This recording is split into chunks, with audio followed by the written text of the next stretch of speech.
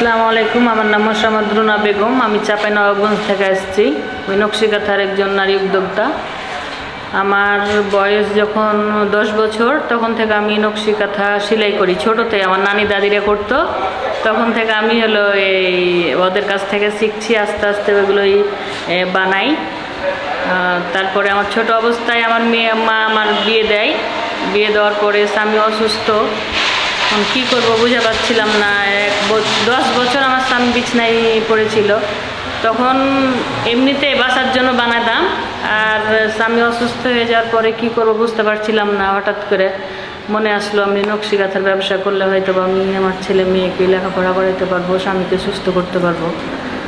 ওই যে নকশি কাঁথার ব্যবসা 500 টাকা যখন একটা প্রিন্টের কাপড়ে বানাইছিলাম, ওই 500 টাকা দিয়ে শুরু।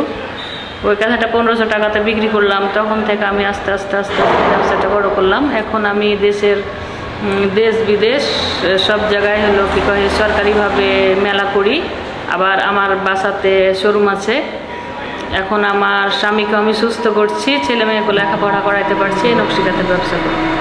এটা আমার বংশকরণ করা, আমার নানি দাদি আবার আমার কাছ থেকে শেখায় এগুলো কাজ। এখন আমার মেয়ে করে, আবার ছেলের বউ করে, আমি করি। আর আমার 200 কর্মী আছে, অন্য অন্য মহিলাদেরকে দিয়ে করিয়ে নিই আর কি।